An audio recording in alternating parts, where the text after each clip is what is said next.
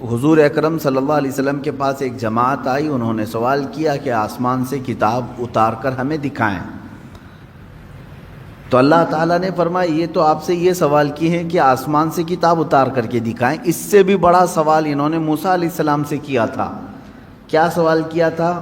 ارنا اللہ جہرتاً، اللہ کو کھلے طور پر ہمیں دکھواؤ، ہمیں اللہ کا دیدار کراؤ تب ہم ایمان لائیں گے۔ تو یہ اس طرح کی جماعت ہے، اس سے بھی بڑا سوال کر چکی ہے موسیٰ علیہ السلام سے۔ اللہ تعالیٰ نے فرمایا ان کی انہی حرکتوں پر اللہ نے ان پر عذاب نازل کیا، یعنی بجلی کڑک جو ہے ان کو آ کر گھیر چکی تھی۔ پھر اس کے بعد یہ اتنی بڑی نشانیاں دیکھ کر کے اب انہیں باز آ جانا چاہیے پرانی عادتوں سے، لیکن ان یہودیوں کی ایک عادت یہ بھی ہوئی کہ وہ بچھڑے کی پوجا میں لگ گئے۔ یہ بچھڑا کیا تھا، کیا پوجا ہوئی، اس کی تاریخ ہے، سورہ بقرہ میں بھی اس کی بات گزر چکی ہے، اور 16ویں پارے میں سورہ طٰہٰ میں بھی اس کا تذکرہ موجود ہے۔ بات در حقیقت یہ تھی کہ موسیٰ علیہ السلام کی جماعت میں سامری نام کا ایک شخص تھا۔ سامری حضرت موسیٰ علیہ السلام کی امت میں سے ہے اور قریبی تھا۔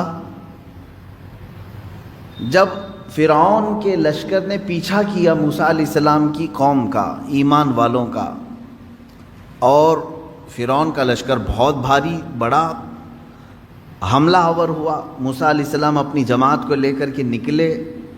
اب ایسی جگہ پر پہنچے کہ سامنے سمندر ہے اور پیچھے فرعون کا لشکر ہے، راستے بند ہو چکے تھے۔ آگے جاتے تو سمندر میں ڈوبنا ہے، پیچھے جائیں تو فرعون کے لشکر ہی ہلاک کریں گے۔ تو اس موقع پر اللہ رب العزت نے موسیٰ علیہ السلام کی مدد کے لیے ان پر وحی فرمائی، اے موسیٰ تم اپنے عصا کو سمندر پہ مارو۔ تو حضرت موسیٰ علیہ السلام نے سمندر پہ مارا تو 12 راستے اس میں نکلے، 12 راستے، کھلے ہوئے راستے، ایسے کہ دھول اڑتی تھی سمندر کے درمیان۔ اب موسیٰ علیہ السلام کی امت میں 12 قبیلے تھے، 12 خاندان تھے۔ ان ہر ایک قبیلے کو موسیٰ علیہ السلام نے حکم فرمایا کہ ایک ایک اپنا راستہ لے لے اور نکل جائے سمندر کے دوسرے طرف۔ موسیٰ علیہ السلام کی جماعت ان راستوں پر چل پڑی۔ فرعون کی لشکری پیچھا کرتے کرتے قریب تک آ گئے۔ اب انہوں نے دیکھا کہ موسیٰ علیہ السلام اور ان کی جماعت تو کھلے راستوں میں جا رہی ہے سمندر کے درمیان۔ تو انہوں نے، فرعون کے تمام لشکریوں نے یہ سوچا کہ ہم بھی ان راستوں پر کیوں نہ چلے جائیں، تو ساری فوج اس راستے پر آ گئی۔ جب یہ درمیان میں پہنچے، اللہ نے سمندر کو واپس پھر سے ملا دیا، جیسا تھا سمندر ویسی، سب کے سب غرق ہو گئے، فرعون بھی اس میں ڈوب گیا، پانی کی موجوں نے اسے غرق کر دیا۔ موسیٰ علیہ السلام صحیح سلامت باہر نکلے۔ یہ واقعہ آپ نے سنا ہوگا اور قرآن پاک میں اس کا تذکرہ آیا ہے۔ اب موسیٰ علیہ السلام جب سمندر کو عبور کر کے دوسری سمت میں آئے تو یہاں اب معاملہ یہ تھا کہ اپنی قوم کو موسیٰ علیہ السلام نے روزہ رکھنے کا حکم دیا۔ یہ عاشورہ کا دن تھا، شکرانے میں انہوں نے روزہ رکھا، عبادت کیا۔ اب اللہ تبارک و تعالیٰ نے آپ کو کوہ طور پر بلایا۔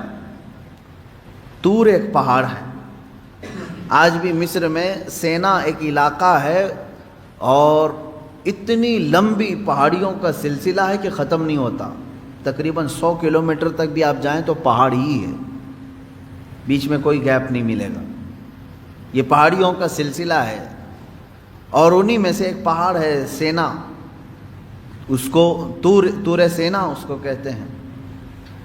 اس پہاڑی کو مقدس کہا گیا ہے اس لیے کہ اللہ تبارک و تعالیٰ نے وہاں موسیٰ علیہ السلام کو بلایا۔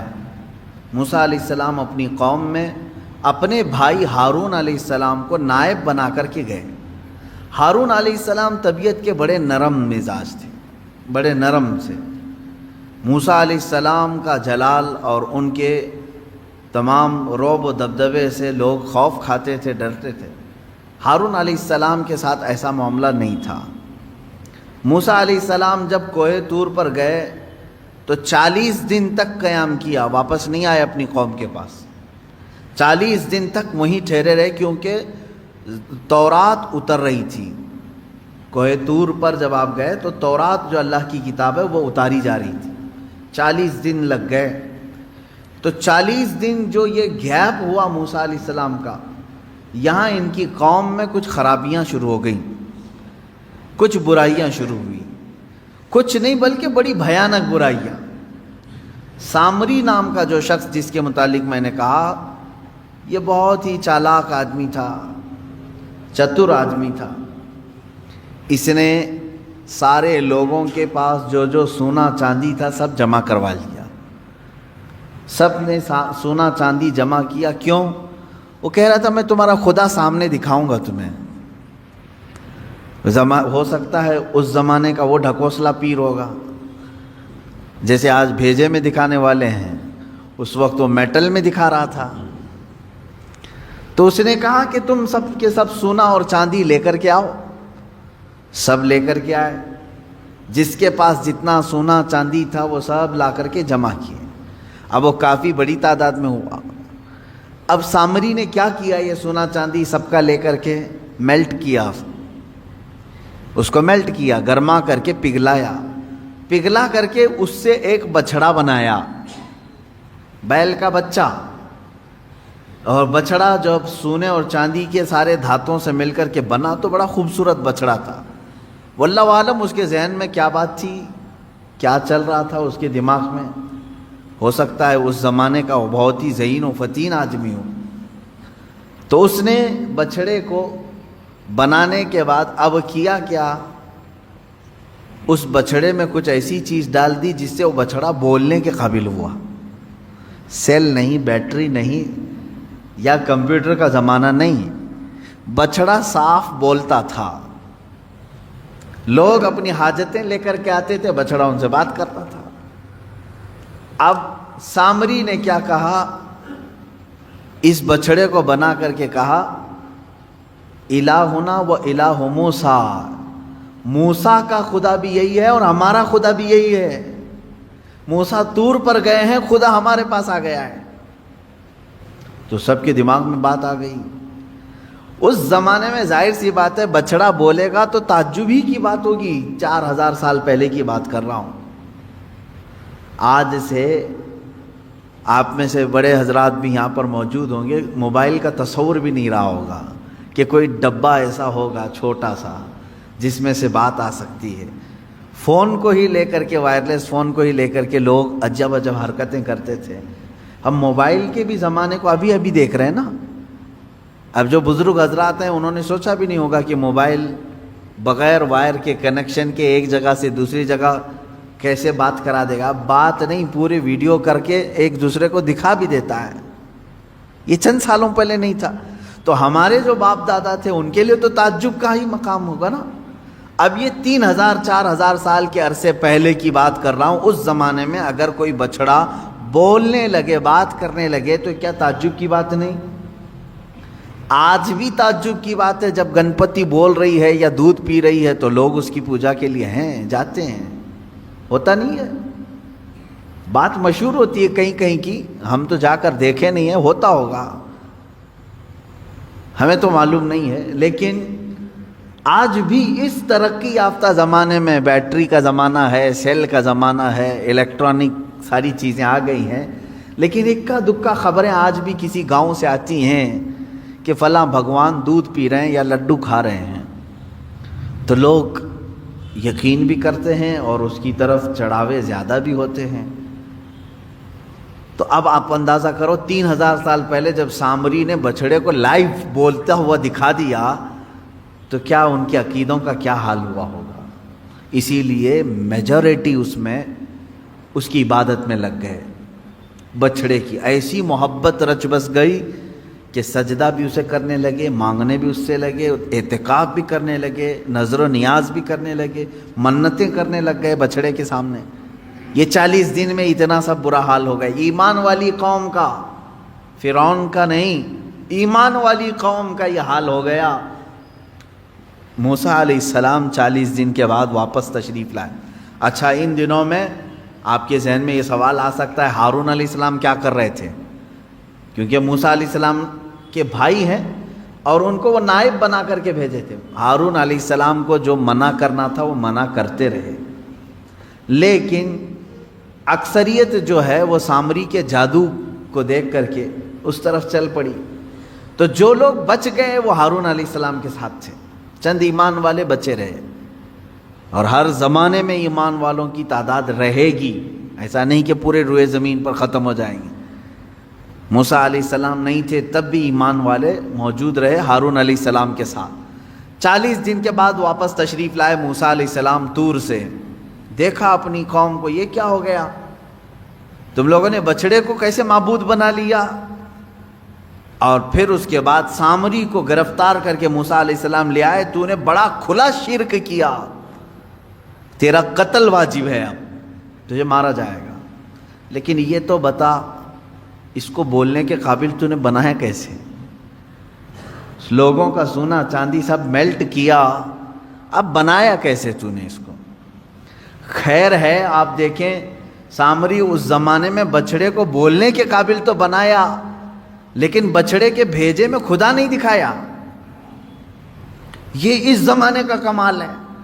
وہ جادو جس طرح سے بھی کیا ہوگا، لیکن اس نے کہا یہی خدا ہے۔ اب آپ اندازہ کریں موسیٰ علیہ الصلوۃ والتسلیم نے جب اس سے سوال کیا، اب وہ جواب کیا دیتا ہے؟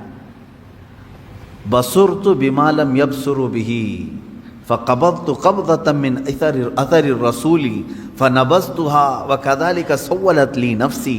یہ 16ویں پارے میں ہے۔ جب ہم سمندر کا راستہ طے کر کے آگے آ رہے تھے، اس وقت معاملہ یہ تھا، موسیٰ علیہ الصلوۃ والتسلیم گھوڑے پر سوار تھے، موسیٰ علیہ السلام گھوڑے پر سوار تھے۔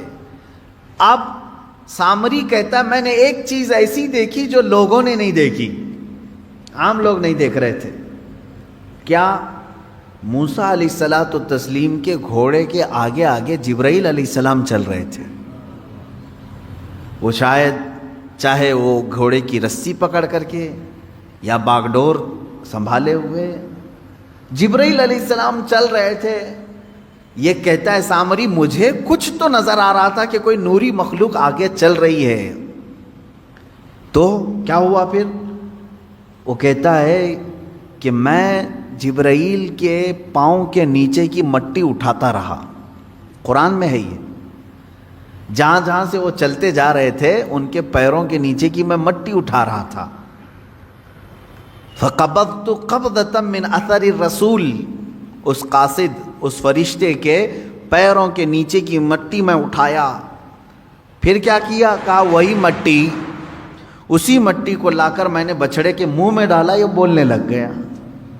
اللہ اکبر! یہ قرآن کا فلسفہ ہے میرے عزیزو۔ یہاں سے کئی باتیں ہمیں سمجھ میں آتی۔ یہ کون سا بچڑا تھا جس کا تذکرہ چل رہا ہے یہاں پر؟ وہی بچڑا ہے۔ اب عبادت اتنے سارے لوگوں نے کیوں کیا یہ بھی آپ کو سمجھ میں آ گیا۔ اس زمانے کا وہ بہت بڑا کمال تھا، بہت بڑا۔ اس زمانے میں کمال سمجھتے ہیں، کہہ تو رہا ہوں میں، بھگوان جب دودھ پینے لگے، لڈو کھانے لگے، تو اس زمانے میں کمال سمجھتے ہیں۔ 3000 سال پہلے کیا حال ہوگا؟ اب آپ ہزاروں لوگ اس میں جو گمراہ ہوئے تھے، شرک کیے، حکم ان کے لیے یہ آیا کہ ان سب کو قتل کر دیا جائے۔ سارے لوگوں کو مار دیا گیا، قتل۔ وہ سخت ترین حکم تھا بنی اسرائیل کے لیے، وہ قتل ہو گئے۔ جتنے عبادت کیے تھے بچڑے کی وہ سب ختم ہو گئے۔ اب اندازہ کریں آپ، یہاں سے کئی باتیں اس سے سمجھ میں آتی ہیں۔ سامری کا بھی قتل ہوا، اس کے پیچھے جتنے لوگ چلے تھے ان کا بھی قتل ہوا۔ سب سے پہلی چیز اس واقعے سے ہمیں جو چیزیں ملتی ہیں نکل کر کے، وہ کیا کیا ہیں؟ پہلی چیز تو یہ ہے کہ قوم سے جب رہبر دور ہوتا ہے تو قوم بگڑ جاتی ہے۔ پہلی چیز یہ ہے، اسی لیے کہا گیا کہ زیادہ دیر تک قوم کو خالی نہ چھوڑا جائے۔ اور حضور اکرم صلی اللہ علیہ وسلم کی حدیث بھی ہے، جس قوم کا کوئی امام نہیں، جس کی گردن میں کسی کی بیعت نہیں، تو وہ شیطان کا کھلونا بن جاتا ہے۔ شیطان اسے ادھر کھینچتا ہے ادھر کھینچتا ہے۔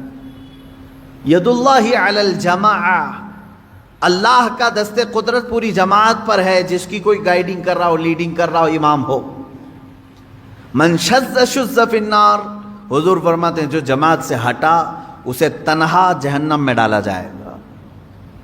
جماعت کا مطلب کیا ہے؟ یہی تمام یونٹی اسلام اور مسلمانوں کی۔ عزیزان گرامی، 40 دن موسیٰ علیہ السلام نہیں تھے اپنی قوم کے ساتھ، تو کیا ہوا؟ سب بچڑے کی پوجا میں لگ گئے۔ اب یہاں اندازہ کریں آپ، برسوں برس جن کے درمیان کوئی شیخ نہ ہو، کوئی عالم بعمل نہ ہو، کوئی ان کی صحیح تربیت کرنے والا نہ ہو، تو پھر کیا ہوگا؟ سب ہوس کے پجاری ہو جائیں گے۔ یہ اور بات ہے کہ اللہ نے بچا رکھا ہے، آج بچڑے کی پوجا تو نہیں کر رہے، لیکن اپنی خواہشات کی پوجا تو کر رہے ہیں آج تقریباً۔ جو مرضی میں آئی اس چیز کو عمل کر لے جانا، یہ پوجا ہی تو ہے۔ ہر خواہش کو پوری کر لینا کہ ابھی ابھی ہم نے سوچا اور یہ ہونا ہی ہے۔ اسی لیے قرآن کہتا ہے ارأیت من اتخذ الہہ ہوا، اے رسول کیا آپ نے دیکھا کچھ وہ لوگ ہیں جو اپنے خواہشوں کو معبود بنائے ہوئے ہیں، اپنے خواہشوں کو خدا بنائے ہوئے ہیں۔ کیسے؟ دیکھیں، خدا وہ ہے جس کی ہر بات مانی جائے گی، ہے نا؟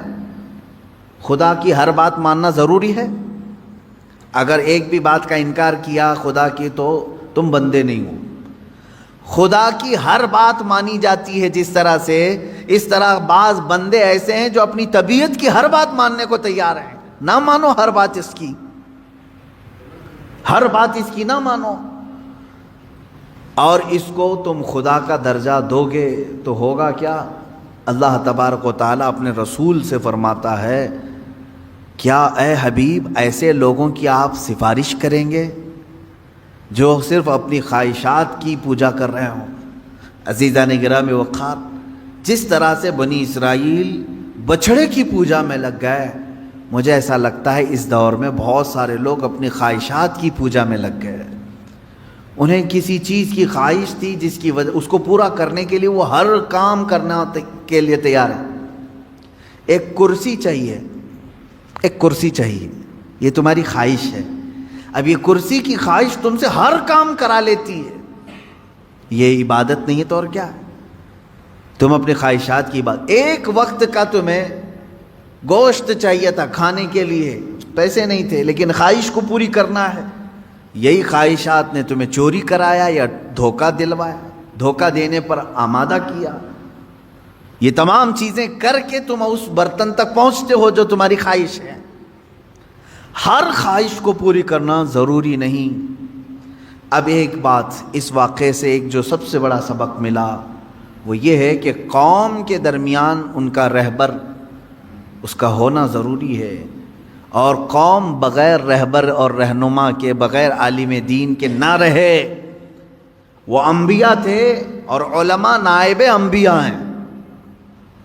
ہر جماعت میں، ہر قوم میں، ہر محلے میں ایک عالم کا ہونا ضروری ہے جو ان کی اصلاح کرے، ان کی تربیت کرتا رہے، اور ان کو برسوں برس چھوڑے رہو گے تو دلوں میں زنگ لگ جائے گا جو آج ہو رہا ہے۔ دوسری چیز اس واقعے سے یہ بھی پتہ چلتی، یہ ایک تو 40 دن کا گیپ جو اس قوم کو شرک میں لے آیا، دوسرا اس سے جو ملتا ہے کہ قوم ہمیشہ جو ہے چمتکار کو، جو دکھنے والی ہے اس کی طرف بڑھ جاتی ہے، ہمیشہ ہوتا ہے۔ کیونکہ ہارون علیہ السلام تھے جماعت میں، تو آپ نے ایسا کچھ دکھایا نہیں، یعنی بولتا ہوا بچڑا، بولتا ہوا کتا دکھایا نہیں، جبکہ وہ بھی نبی ہیں۔ اور سامری نے دکھا دیا تو قوم نے کس کی طرف رخ کیا؟ سامری کی طرف۔ اس سے پتہ یہ چلتا ہے اکثر لوگ جو ہے اس چیز کی طرف اٹریکٹ ہوتے ہیں جو چمک رہی ہے چیز۔ ایسا نہ کرو میرے عزیزو، یہ گمراہی ہے، گمراہی ہے۔ آج کے زمانے میں ہو سکتا ہے تمہیں کوئی ایسا کر کے دکھائے، ایسا کر کے دکھائے، آؤ ہماری عبادت خانے میں ہم تم کو دکھاتے ہیں کہ کیسے ہمارا خدا بولتا ہے، تم نے وہاں دیکھ لیا، پھر یہاں میرے پاس آئے، کہا کہ حضرت وہاں تو خدا بول رہا ہے، مسجد میں تو کبھی آپ نے دکھایا نہیں خدا بول رہا ہے۔ یہ سیم وہی چیز ہے جو بنی اسرائیل کے ساتھ ہوئی. سامری بچڑے کو بلوا کر کے دکھایا تو سب شرک میں مبتلا ہو گئے، اور ہارون علیہ السلام نے کچھ نہیں دکھایا لیکن یہ کہا کہ اللہ ایک ہے، تو چند ایمان والے قائم رہے، باقی ادھر چلے گئے. اے میرے عزیزو، آج کے دور میں اگر کوئی اس طرح تمہارے عقیدے کو خریدے تو کس کی طرف جاؤ گے؟ کس کی طرف جاؤ گے؟